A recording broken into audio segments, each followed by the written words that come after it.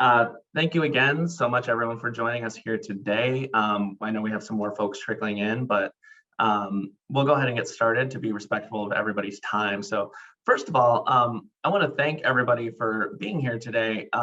My name is Mark Navarro. I'm the Communications Fellow here at the Skillman Foundation. I've been with the foundation for going on 3 years now, and I'm also part of a fellowship program, which is designed to get newer and younger practitioners into the philanthropy sector. Now, that had me thinking a lot about not just the philanthropy sector, but really the nonprofit sector as a whole. What can we be doing as practitioners in these sectors to recruit, retain, and support the future leaders of this sector? So I'm very happy to say that we have 3 amazing wonderful emerging leaders in Detroit's nonprofit sector here today. I'll give them an opportunity to introduce themselves in a little bit more detail shortly. But I just want to quickly thank our panelists, Alejandra Gomez from UNI, Tyler Parlor from the Ralph C. Wilson Jr. Foundation and the Council of Michigan Foundations, and Destynee Nixon from Developing Kingdoms in Different Stages, or Developing Kids as they're more commonly known. Just a couple of quick housekeeping things as we go through. So first and foremost, this session is going to be recorded. So if you have to hop off a little early, or if you have colleagues that wanted to be here today but just couldn't make the time, or if you just want to go back and watch this again and hear all of our panelists' wonderful insights again, this recording will be available on our website within the next couple of weeks. So just check back at skillman.org and you can find it up there as we go on. The next thing is that we will be having a Q&A session towards the end of today's event. So if you think of any questions that you have, please go ahead and drop them in the chat. And we'll do our best to get to as many as we can towards the end of the event during the Q&A. We'll also just have some opportunity to open the floor for questions as well, but your best bet would be to drop questions in the chat so we can make sure we get to as many as possible. That's all the housekeeping that we're going to do. So I would love to turn it over to our panelists. So panelists, I would love if you could please first introduce yourselves, but also just give us the 1 minute, 30-second overview of how you got into this work, how you got into your organization, and how did you get into the nonprofit/philanthropic sector. So Alejandra, can we start with you? Of course. Thank you again for having me here. It's an honor, and I feel really humbled to be here. My name is Alejandra Gomez. I am the Education Initiatives Director at Urban Neighborhood Initiatives, also known as UNI. And I actually started at UNI when I was 12, being part of the after-school programs that they have that I currently oversee. And being part of UNI since I was 12, I've been able to be part of a lot of programming that they've offered, apprenticeships and things like that, as well as when I graduated in 2016 with my bachelor's from U of M Dearborn. I reached out to Christine Bell, who is currently the executive director, and asked her, is there an opportunity? Is there somewhere I can work? Because at that point, I didn't really know what I wanted to do after I graduated. And so she interviewed me for an AmeriCorps Vista position at UNI. And so from there, I've kind of transitioned within roles within that organization, from the Vista to a coordinator and now a director.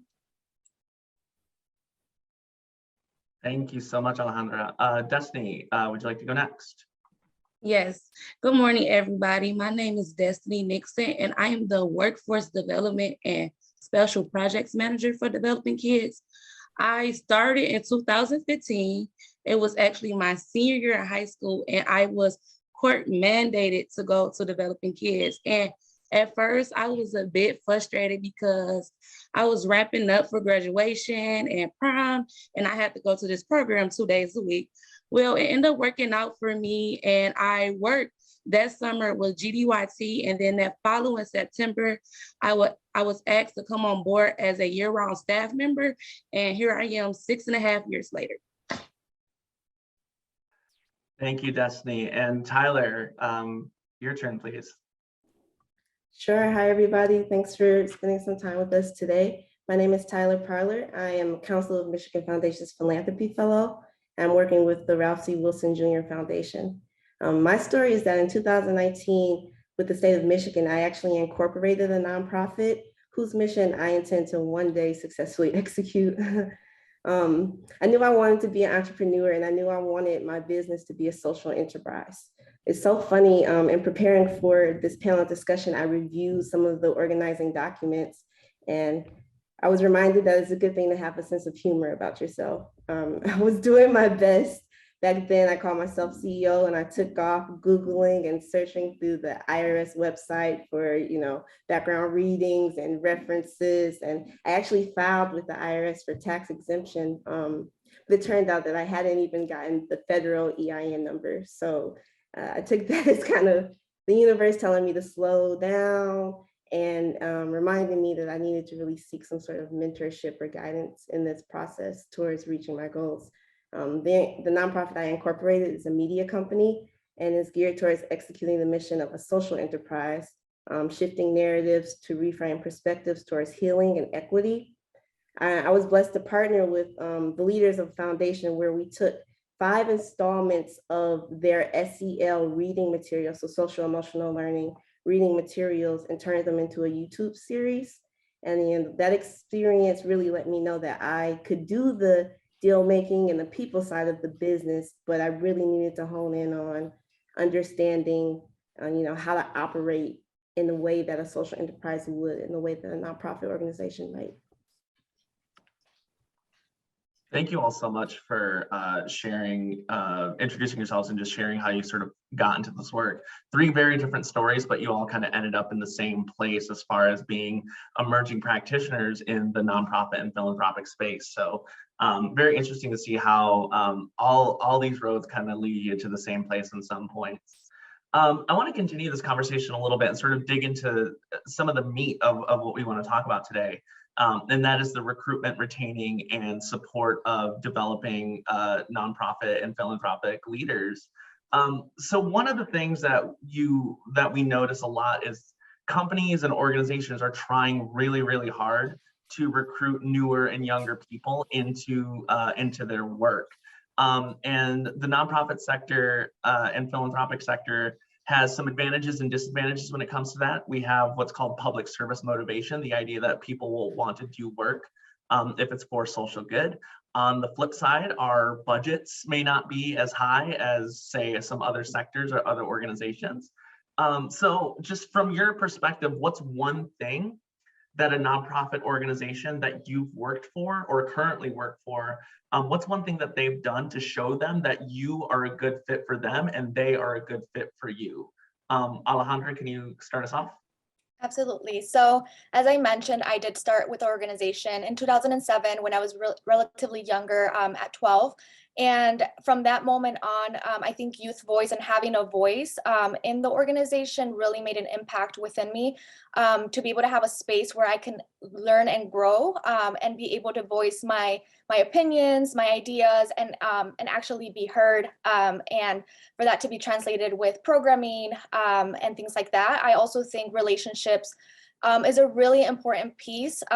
In my day-to-day, I've been able to develop a lot of relationships, and actually, I'm going to mention Christine Bell a lot because I remember she also started as a youth development director in 2007, and that's when I met her. And so being able to have that relationship from that time to now, and then other relationships that I've been able to have within the organization, but also with partnering organizations, has been really great. And so taking the time to get to know someone in a personal level, as well. And then I feel like my values and the values of the organization align very well. And so I was able to feel at home and feel at peace doing the work that I do. Thank you so much. Destynee, would love to hear your perspectives on this question. Yeah, so when I first joined Developing Kids, I instantly felt a part of the family. We have a high sense of belonging and just a way of connecting with people. After my first year, I reflected back and it felt like I have known everybody for several years. And then also, we do exactly what we say we do. And I'm like very grateful to have the opportunity to help young people and their families. Excellent, thank you. And Tyler. Sure. So I worked directly with the director of finance at a private high school. And one thing that really showed that was a good fit for me was really being able to immerse myself in the culture, you know, immersion in a positive and welcoming culture that also serves as a learning environment, right? And then also being able to really engage with the students kept me connected to the hard work being done and the purpose of that work. I think that was a really big point. And then also the director of finance did an amazing job with hands-on mentorship, right? So she pulled me into audits or committee meetings or just any opportunity to sit into the room and really learn and ask me questions and ask me, what might I need? Sorry, my speaker turned off. To ask me like, what might I need if I'm clear about what's going on. And that was really, really special for me. I think that is really what made it a good fit. Excellent. Thank all of you. Thank you all. So I think to kind of summarize sort of a little bit of what everything is said, it's really a sense of belonging and it's really a sense of mission fit. Not just feeling like that you can work towards a particular mission or within a certain organization, but really an organization that embeds you, especially as, a younger person, whether you're fresh out of college or, and, Alejandra, Destiny's case, you're a student still, really embedding you in the work and as many opportunities as possible and letting you sort of get your hands dirty as you go and become acclimated with this organization. So I think those are all just wonderful things that anybody who is a nonprofit leader or anybody who's doing any type of recruitment or hiring in the nonprofit space should really take to heart. I want to shift gears just a little bit. As I mentioned before, while there is this big scramble to hire a lot of folks now, historically, nonprofits don't have the same budget levels as some other organizations, meaning that sometimes salaries are not as high as they are in other sectors or can vary greatly from organization to organization and from job to job. So with that being said, what is something that you've seen an organization do, whether it's one that you worked for or just one that you're familiar with? What have you seen them do to recruit and retain new talent, even when they may not have the same financial resources as some other employers? Alejandra, can we start with you, please? Yes. So currently, most of the staff at UNI are actually from the community, from the neighborhood, and within the organization, I've seen it within my own experience, has been the ability to go through career and professional development training that fits the needs of the young person or of the person at that moment to be able to fit into the next role that comes within. So there's a lot of opportunity for growth within the organization. Like I mentioned, I was able to do that and grow. And I also wanted to reiterate what Tyler mentioned about having the opportunity to just have hands-on experience and opportunities, be in meetings with partners, learn as you see the things go, and also learning while you do the things, right? And being able to actually have the opportunity to not only get a presentation about like, okay, this is what this is, but actually here it is, take a stab at it, and then we'll talk about it, we'll ask questions and offer that support and that safe space. Thank you, Alejandra. Destynee, love to hear your perspectives. Yes, so my commitment to developing kids, it did not come from salary or benefits. It's because I have a passion for youth development, and I personally feel like nonprofits should hire those who are passionate behind this work. By me being an alumni, it's easier for me to pour into youth because I was once in their shoes. We actually have 4 alumni on staff here at Developing Kids, and it actually works because 1, they were in the program and they know how the program works, and 2, they can give back to those participants because they know how Developing Kids helps them, including me. Excellent, thank you so much. And Tyler. Yeah, absolutely. I build off of what the other panelists said. I think they're hitting it right on the nose. In my own search for partnership, I try to meet young innovators where they are. And I think that's actually a benefit of having younger practitioners on your team. And honestly, creating a recruitment position may not be an altogether terrible idea. That could be an innovative way to leverage philanthropic dollars in community. It's important to remember that money is just a representation and exchange of value. And it gives people, the freedom, if you will, to make decisions for themselves. I think that millennials and Gen Z seem to really value their dedication to living life for themselves, to a healthy workload and to a healthy work-life balance. Benefit packages could expand to include, offering space and support, hybrid scheduling, mentoring, teaching about how the actual operations and how the org actually runs, and then networking and opportunities. I think it's so important for opportunities to be growth opportunities that build upon each other in terms of retainment, right? So they, similar to a course or school, you build upon each other and you continue to learn. I think that's a good way to keep newer practitioners engaged. And then I also suggest that you emphasize the ability of the sector to leverage connections, collaborations, and funding to really influence the reimagining of America's systems, right? Pull at the hearts of newer practitioners and make them feel something, keep them centered in the opportunity at hand in the moment we're in. Take the American Rescue Plan Act funding, for example, and ARPA dollars are a huge opportunity to create right now. And highlight that opportunity for newer practitioners to build the community that they want to see and how that can have a nationwide effect. So I think really highlighting that and keeping that in the DNA and the culture of the organization is a great way to start. Excellent, thank you all.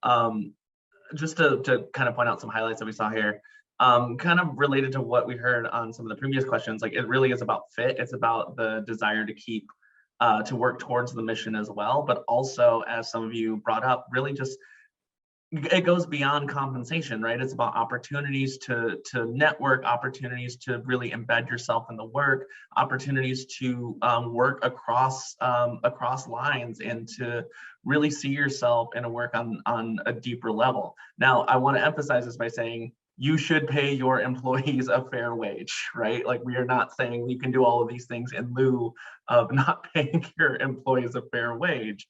However, these are things that can help you if the wage that you have to offer may be may not be where you might want it to be, or where you think others might want it to be. There may be some ways to help develop that in the future. But some of these methods that our panelists have talked about are ways to help supplement some of that.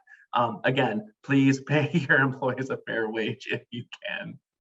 Mark, I just have something to add to that, because I think one thing that allows me to work so hard at developing kids and offer a lot of my time is because as the organization grows, salary and benefits grows as well. So I really don't mind what's to come, because I know once we have the opportunity for more, that the leadership is going to give more.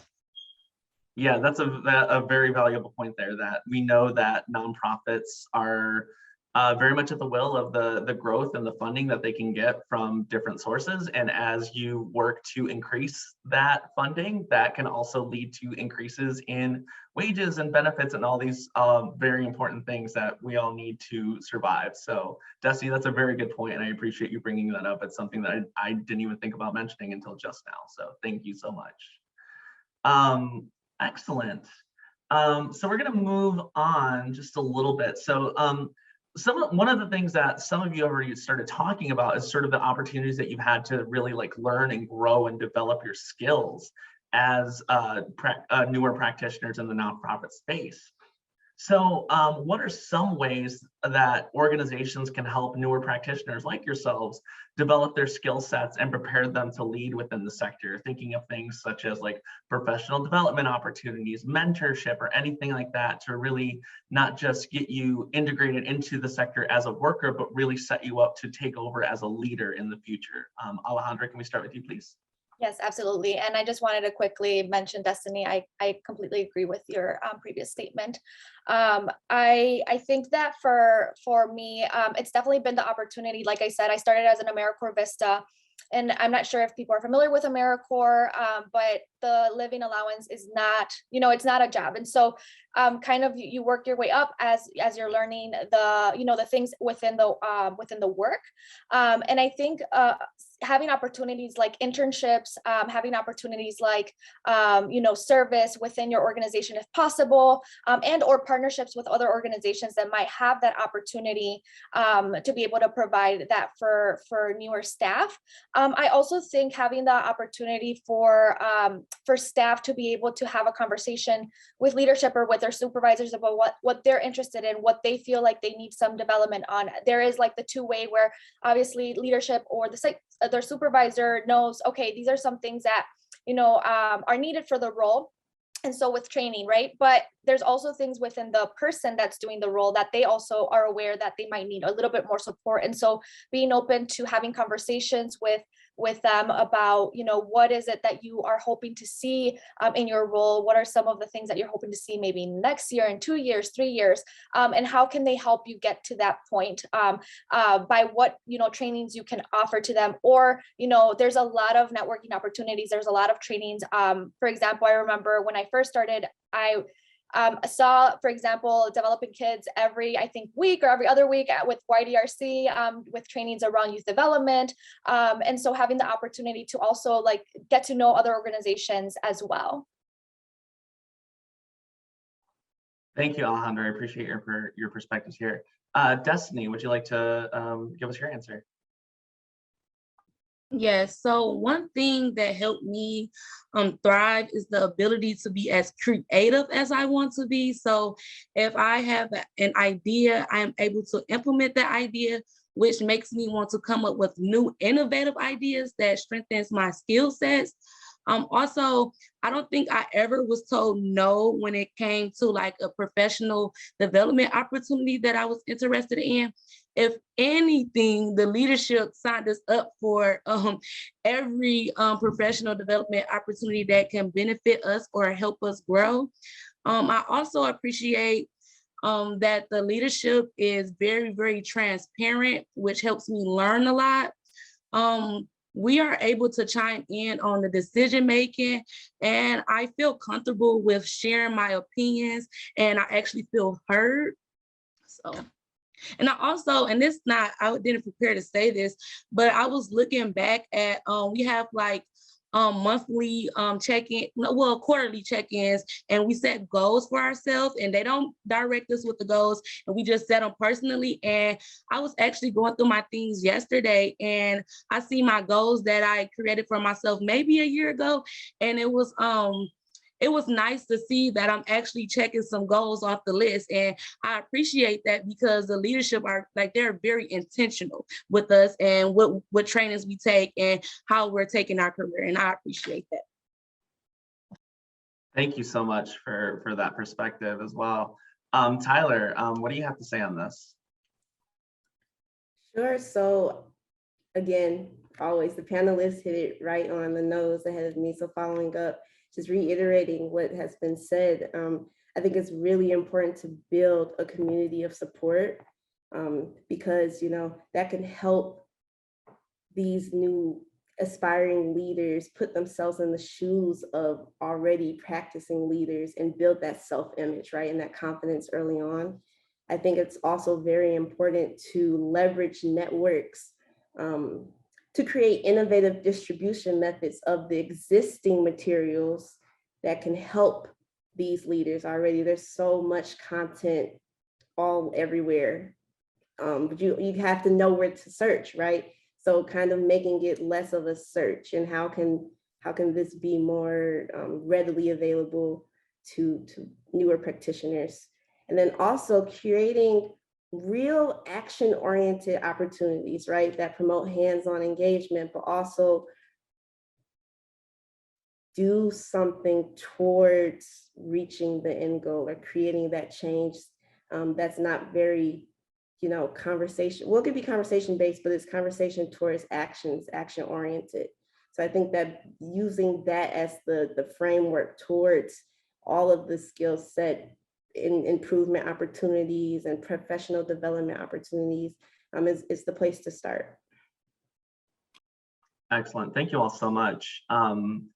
Just to kind of recap, one of the things that I heard from all of you is really just getting the opportunity to really help lead and direct your own work stream and really having a say in the work that you get to do on the day-to-day, but also the work that you want to do eventually as you sort of work and get experience within an organization. So you may be hired to do like one kind of specific thing, but having the opportunity to learn from different people within the orgs, across different teams within the org, or even different organizations altogether, being able to kind of shadow leaders within the org to help you out. I know one of the things that really helped me when I was starting my career in the sector was getting to go to board meetings. I'd never been to board meetings before, and just being able to kind of see how they work and how they function and sort of what they do really helped me understand sort of the governance and leadership in nonprofits in general, and showed me a little bit more about the inner workings of how certain organizations do things.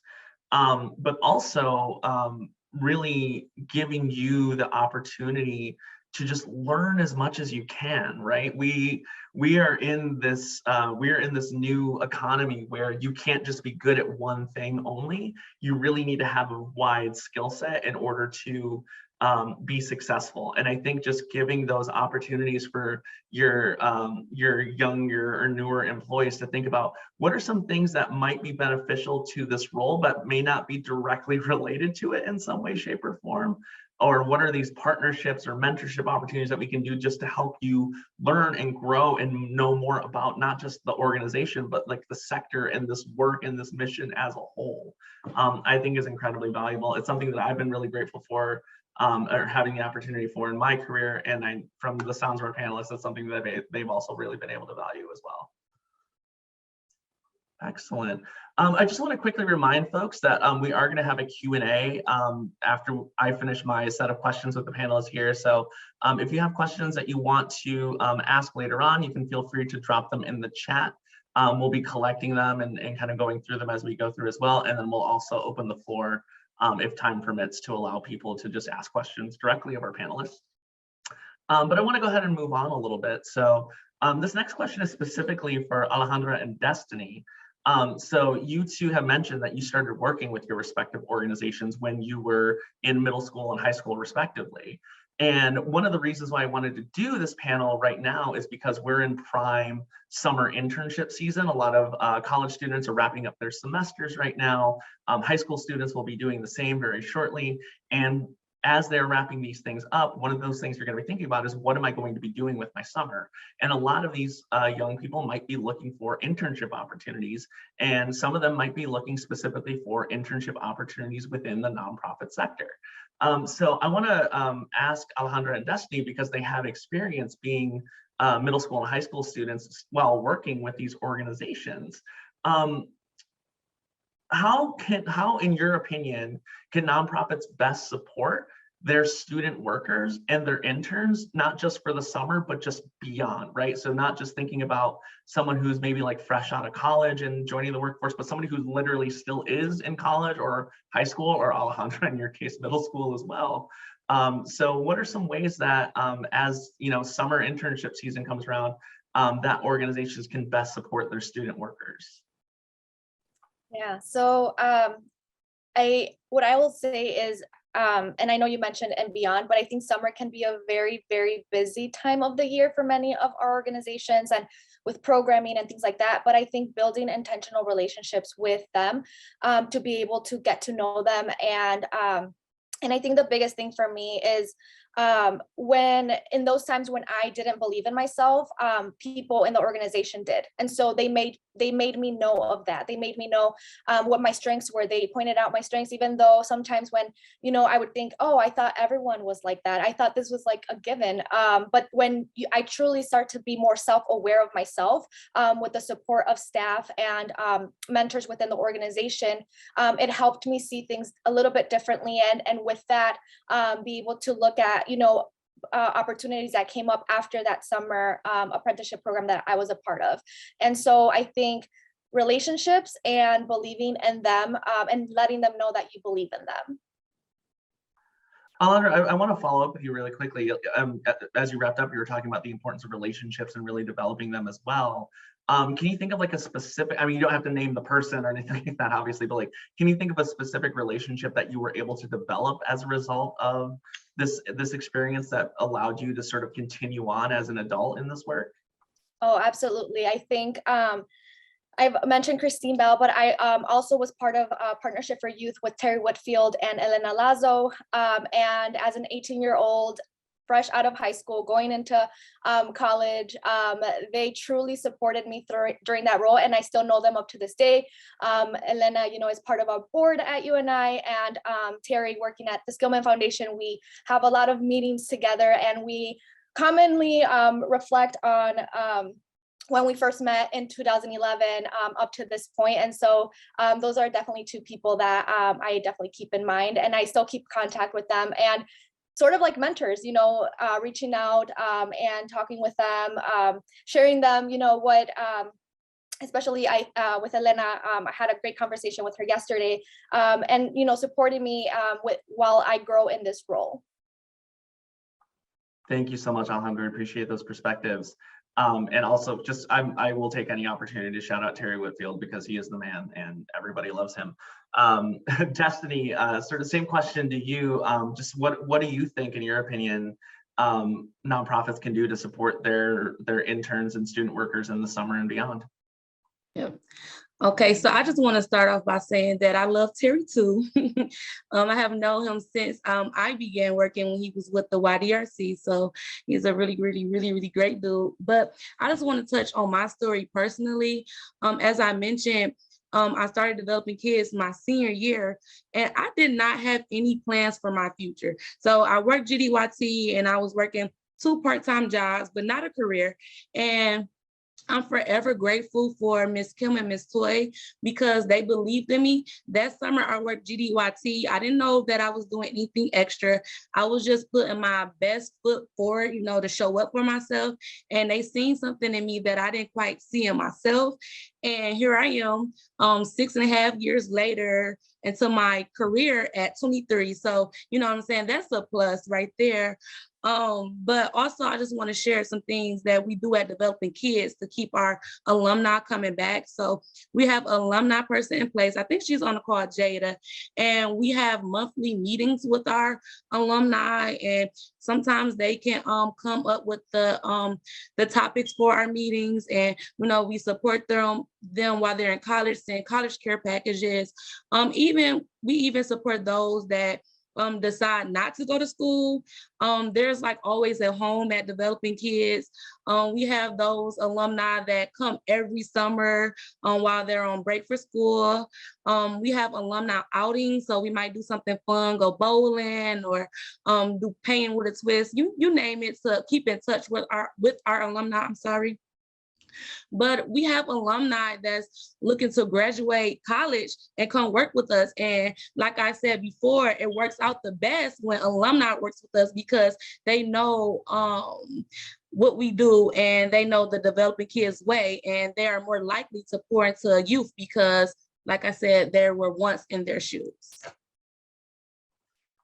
Thank you so much, Destynee, for that as well. I want to follow up with you a little bit around something you said too, just about this idea of being Developing Kids alumni, right, or alumnus. Like that's something that we at Skillman often talk about our people who no longer work at Skillman as being Skillman alumni. I know at the Council of Michigan Foundations, they like to say that people don't leave, people graduate, that kind of mentality. So while you did talk about sort of like the support within or once the program is over, can you speak to maybe some of the things that, or to something that you felt you got during your experience that really like helped you feel like you were ready to be a part of the alumni network, like you were ready to like take charge in this organization?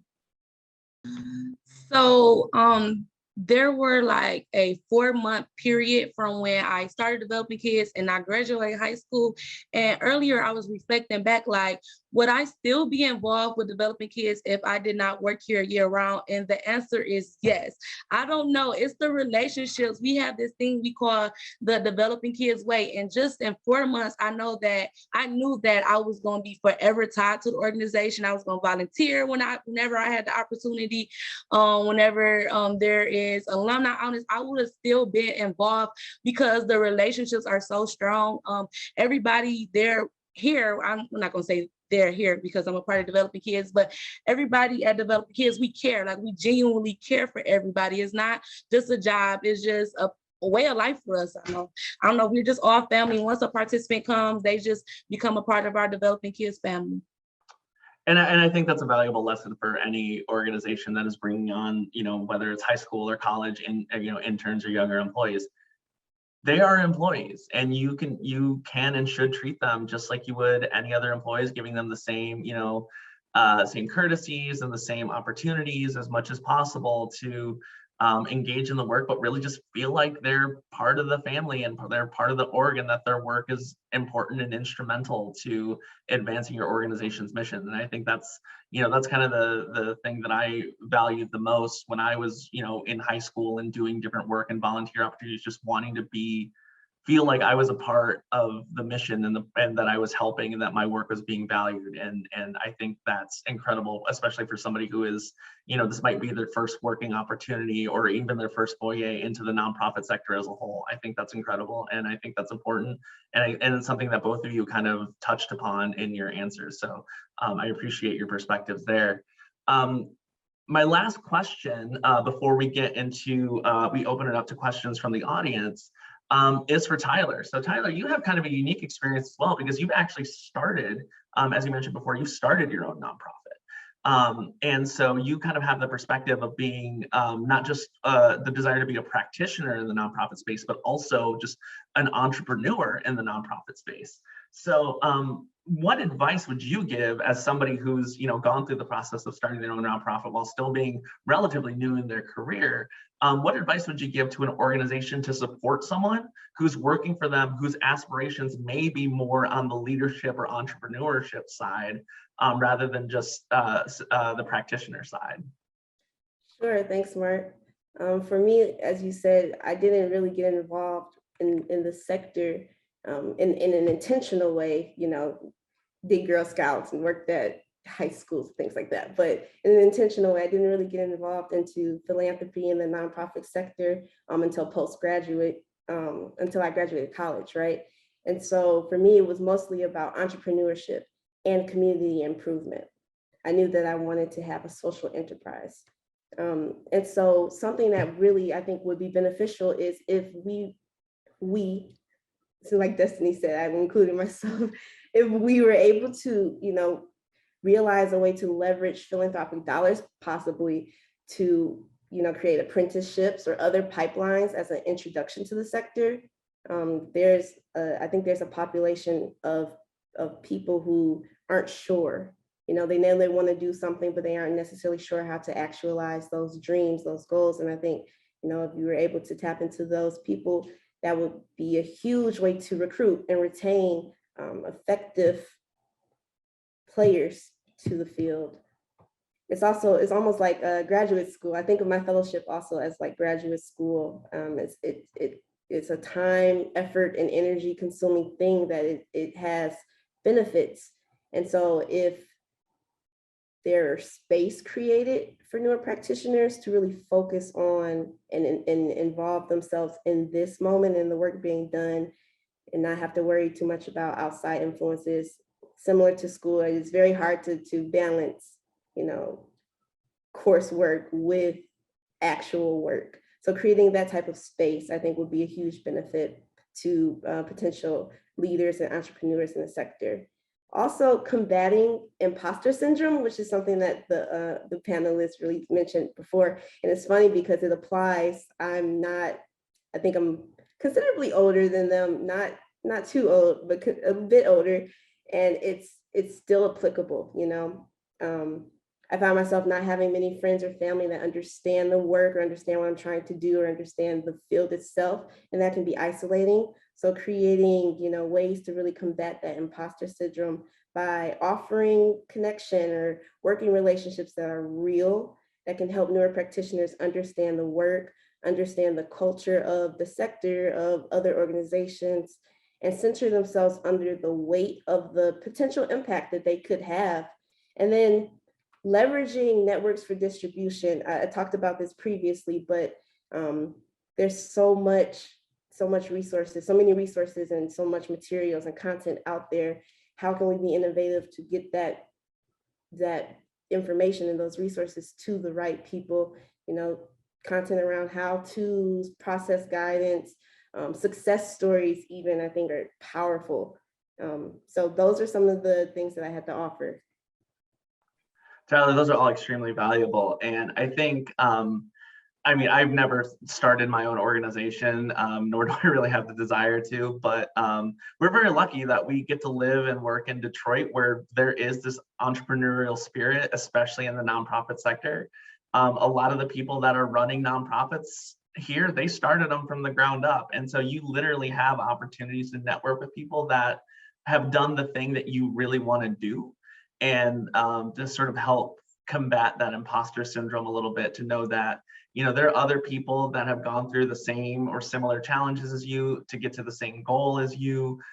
May not always be in the same, route or the same vein, but we're really lucky to work here, where there is this entrepreneurial spirit that really lives and thrives in our nonprofit and philanthropic sectors. So I know there's a lot of people in the chat right now who are really appreciating what you're saying. And to all of our panelists, I would love to say there's some very lovely things being said about you in the chat if you have the opportunity to take a look.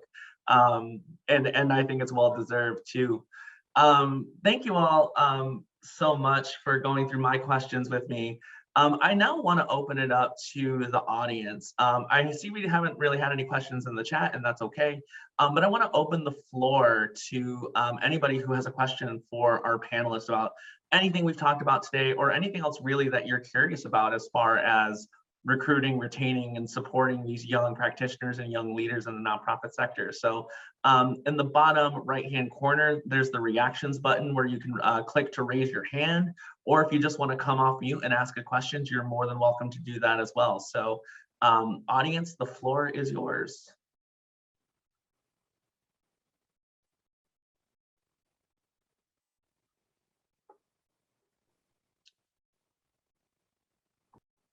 Well, I'll go ahead and get things going then, because as much as I prepared questions, I do have a lot more that I think we can all learn from you. So I want to talk a little bit more. Oh wait, no, sorry, we do have a question from Tony. So Tony asks, are there any specific trainings, conferences, workshops, peer learning programs that you've loved and wish others knew about? So any specific like professional development opportunities that you'd love to share with anyone on this call today?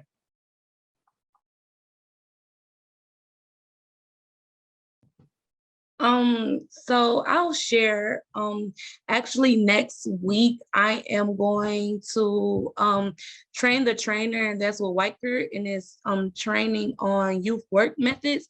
And I'm very excited for this opportunity because I will be certified to train others on this youth development work. Great, thank you. Alejandra, I think I saw you come off mute as well.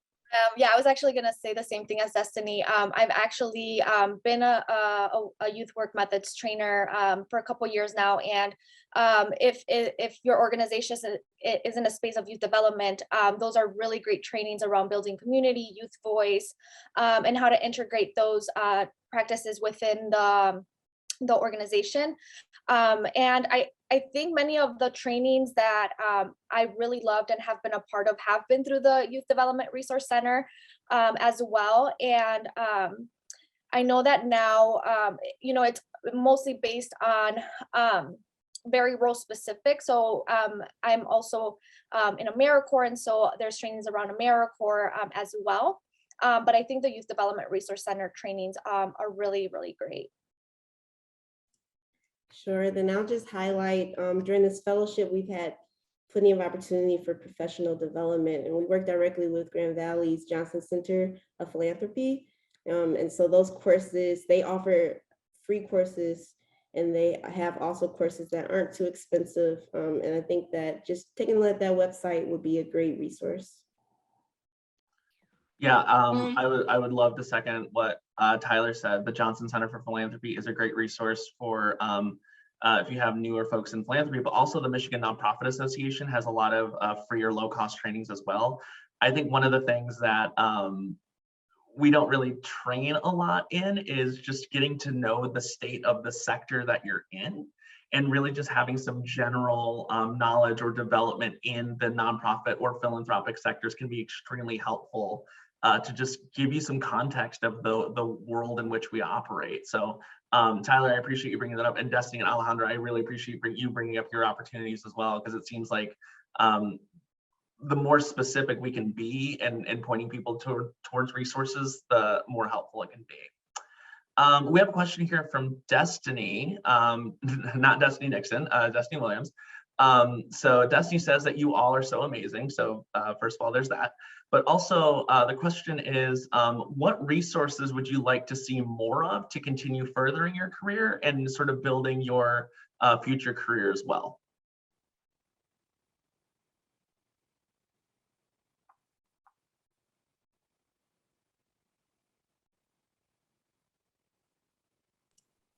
Sure, I'll hop off mute to contribute.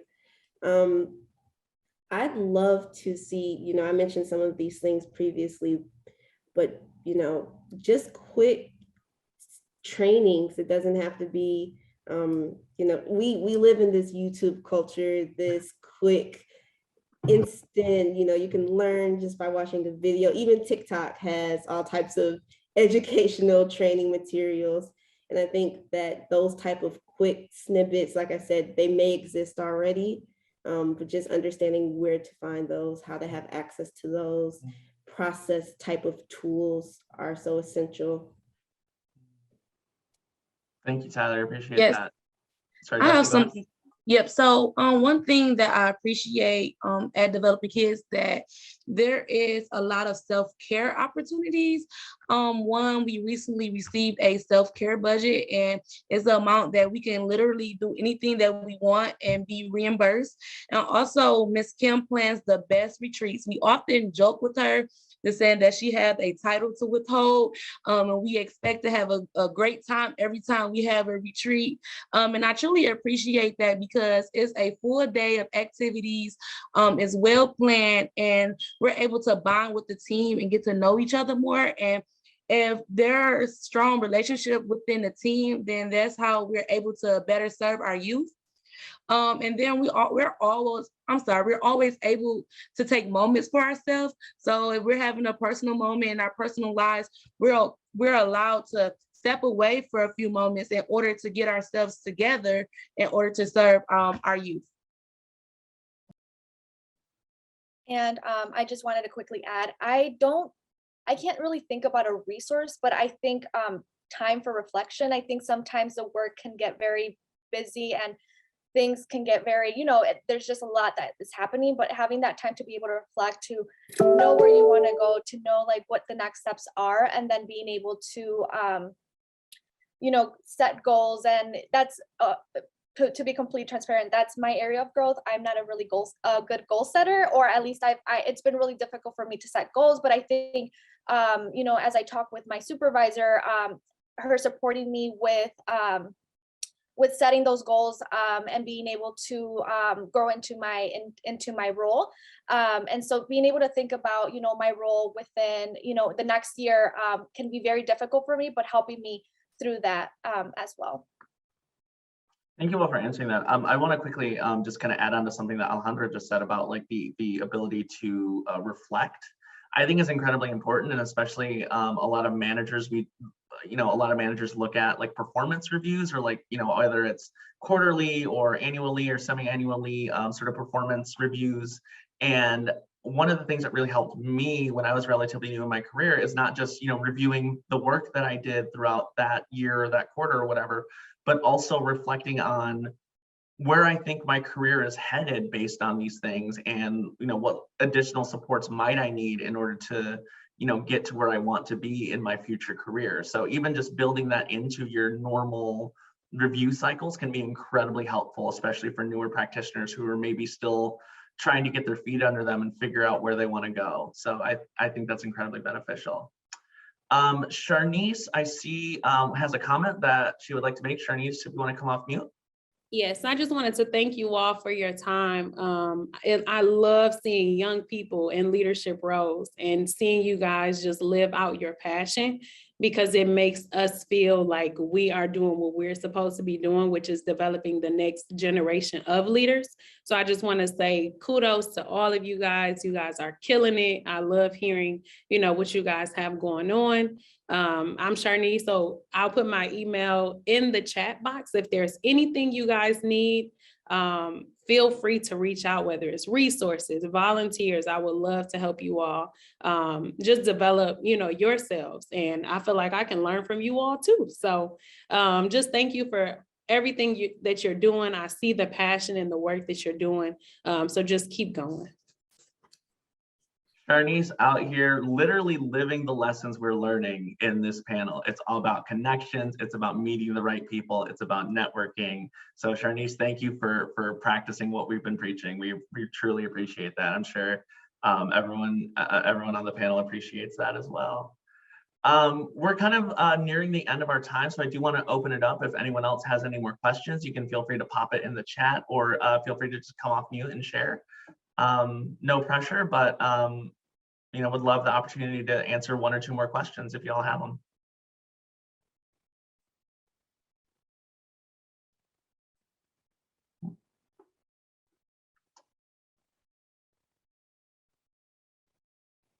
All right, we're getting close to lunchtime, so I think people are just probably thinking about their meal. So first of all, I want to thank everyone for joining us today. I gained a lot from this discussion, and I had talked with our panelists, weeks ago about all of this. And I learned some things that, we hadn't even talked about before. So first of all, thank everyone for coming. Second of all, if you could please give me a Zoom hand for our panelists. They've done absolutely wonderful today. And I think I speak on behalf of everybody on this call that if these three are the future of our sector, like, we're in really good hands. So we're really happy to have you all on here today. So just a couple of quick things as we wrap up. Like I had mentioned at the beginning, this session was recorded. So the recording should be available on our website in about a week or two. Just visit skillman.org and you'll get the opportunity to share the recording with folks who may not have been able to come today, or if you just want to listen to the incredible insights of our panel again, which I'll probably do a couple dozen times. Please visit our website in the next week or so, and we'll be sure to get that up.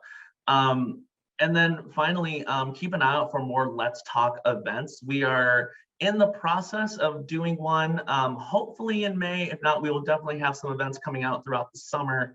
But please keep an eye on our website, skillman.org. Keep an eye on all of our social media. If you just search for the Skillman Foundation across platforms, you will be sure to find us. Also on our website, you can sign up for our e-newsletter to get more information about these kinds of events as they go through, and other opportunities for your organizations and for the people that you serve. So again, thank you so much to our panelists. Thank you all so much for coming today. We hope you have a great rest of your week. Have a good day.